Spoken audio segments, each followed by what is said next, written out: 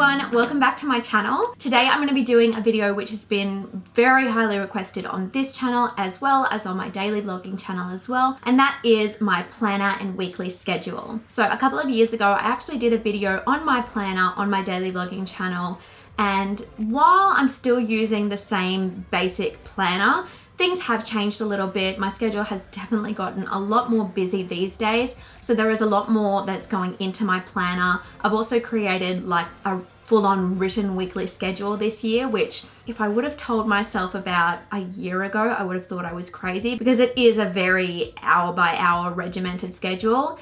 But it's something that I'm actually finding is working really well for me, and I've added that into my planner as well as a few other things over the years that I thought I would share with you guys. So because I am big on planning and I could literally talk for hours about my planner and organization and everything involved, I'm going to jump straight into the video. But if you see anything that you want me to elaborate on or talk a little bit more about or have any questions, just feel free to put them in the comments below and I will try to get to those. Okay, so the diary that I am currently using and have been using for the past 4 or 5 years is this diary from Forever New. Now, as you can see, it is gigantic and I need it to be this big, and I'll talk more about it in a second. But for starters, you'll notice that it is one of the like folio style diaries. You can probably see that I've still got the tag on it.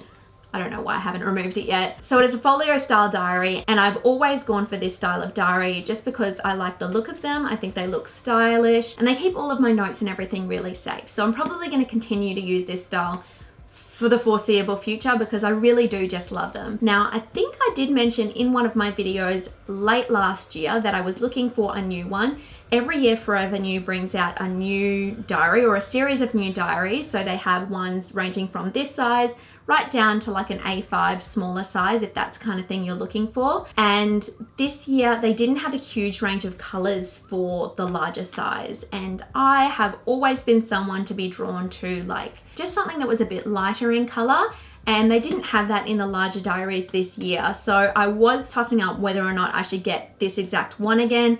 However, I looked everywhere. I got you guys to throw suggestions at me as to what other diaries I should check out, and I just didn't find anything that was quite like it. I looked at Kiki K, Filofax, Erin Condren, you name it. I checked them all out and none of them quite had what this diary has in it. So I ended up grabbing this one again. I didn't love the look of it online because, unlike many, I'm not a huge fan of the rose gold trend. I don't know why, I just never really caught onto it so much. So there's like a bottom layer of faux leather, which is rose gold, and then a top layer of faux leather, which has little flower shapes cut into it out of the black. So they sort of shine through when you move the diary around, and I wasn't a huge fan of it online, but when I saw it up in person I thought it's actually not that bad, so I went ahead and bought it and I have been really happy with it. Opening it up, you'll notice on the inside we have a series of pockets, which at the moment I've just got my Clarendon Homes card in just because I'm always in contact with them as we're building our house with them. Then off in the side pocket we've got some golden stars, which I actually use whenever I'm making a phone call to make a payment over the phone. I always mark it with a gold star and a reference number, so if I ever need to dispute something or go back and look at it, I can access it quickly by just flipping through all of my gold stars. Then in the larger pocket, I just keep things like my children's school and dancing newsletters so I can quickly access them whenever I need them. And then of course I throw them out and replace them with the new newsletters when they come out. So even though I'm not a huge fan of the rose gold trend, I do love the fact that as soon as you open it up, you see this lovely rose gold lettering.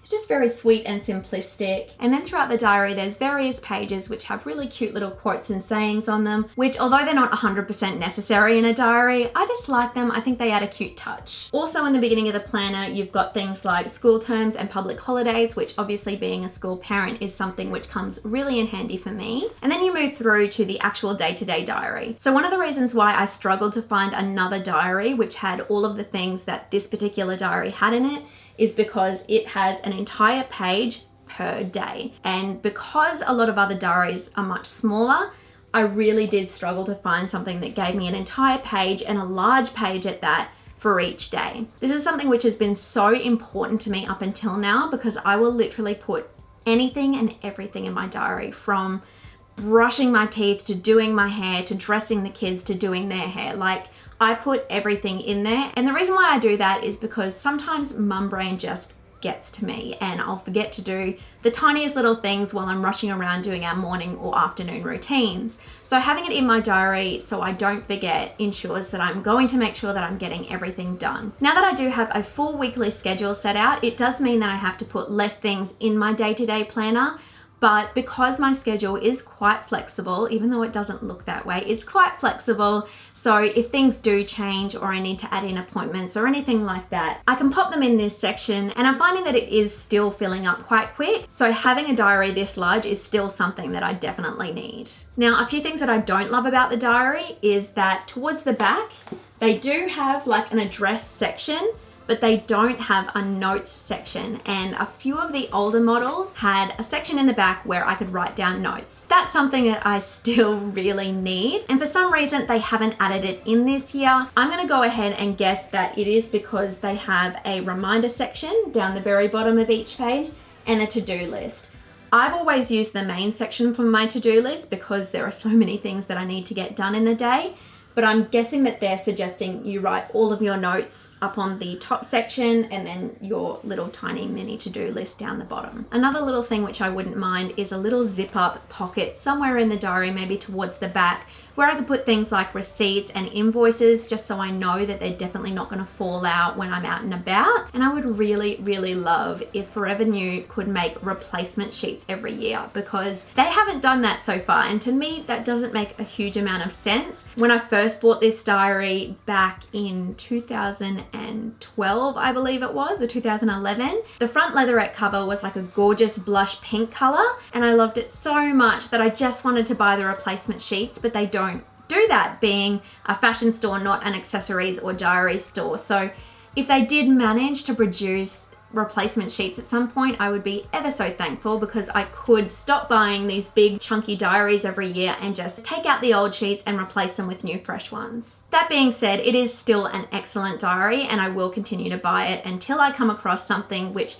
meets all of my needs in the same way that this one does. Just before we move on, I do want to quickly mention to you guys that this video is in no way sponsored by Forever New. I just really like their diaries. Okay, so now towards the back of my diary, I have just created my weekly routine, and I've just punched my own holes in it and popped it into the ring binder in the diary so I can keep all of my planning together. And as you open out the routine, you can see that, like I said, I've done everything hour to hour from the time I wake up to the time I go to bed, and I have just chock-a-blocked this schedule with everything I could manage to put in there. I've allocated myself time to work out about 4 or 5 times a week. I've given myself time to pump out more videos, and I've been finding that that's really worked well for me so far. Even though you guys haven't been seeing a lot of new videos on my channel just yet, I have been filming lots of clips for upcoming videos. So I'm hoping to be able to post 2 times a week with this schedule. As well as that, as soon as we have our daily vlogging camera fixed, which I'm hoping is going to come back this week, we can start doing 3 to 4 videos on that channel per week as well. So as you can see, this is really just something I've put together to make sure that I'm achieving all the goals that I want to achieve. I have, however, given myself days where I can go out and just chill with friends or take the kids out and have some quality time. And we've also allocated the majority of the day on Sunday to family time. So I'm making sure that I do give myself some time off as well to rest and recuperate and spend that time with the kids and with James. Another point I want to make is that it is flexible. So if one week I've got family coming in from overseas, I would really like to see them this week, I'm going to skip a video for that week, or I'm going to skip a workout for that week and just enjoy the time with the family. So obviously if things come up, I'm totally open to change. This is just a basic guide to get me achieving things throughout the week. And you'll notice that I've added my own little touch onto it in Photoshop just by getting these cute little flowers off Creative Market and throwing them together just to make it that little bit cuter to look at as well. So that is a pretty full rundown of my planner and my weekly schedule. I hope you guys enjoyed the video. As per usual, I enjoyed making it. Obviously, some of the things that I've shown you guys that I've been doing are not going to work for everybody. In all honesty, what I'm currently doing definitely wouldn't have worked for me even 6 months ago, because as mothers, our time and our schedules are constantly changing, and with that, the methods of coping are going to be changing as well. So I'm definitely not saying that you guys should be doing this. It's just a rundown of what I do and what I'm finding is currently working for me. So if you guys have any more tips you can give me, or any ideas or things that you think might make my day easier, feel free to put them in the comment box down below. I always love reading about other people's strategies and coping methods. I do genuinely find them quite interesting. And if you're someone who is looking for more coping methods and strategies, feel free to have a read of the comments, have a chat to a few people, and see if you can find some tips and strategies that you might be able to try at home. Anyway, thank you guys so much again for watching today's video. Give it a huge thumbs up if you liked it. Hit subscribe if you are new. If you aren't following me on my other social media accounts already, I have Twitter, Instagram, Snapchat, Pinterest, and Facebook, and I will make sure that all of the links to those are down below. And other than that, I will see you guys all next time. Bye!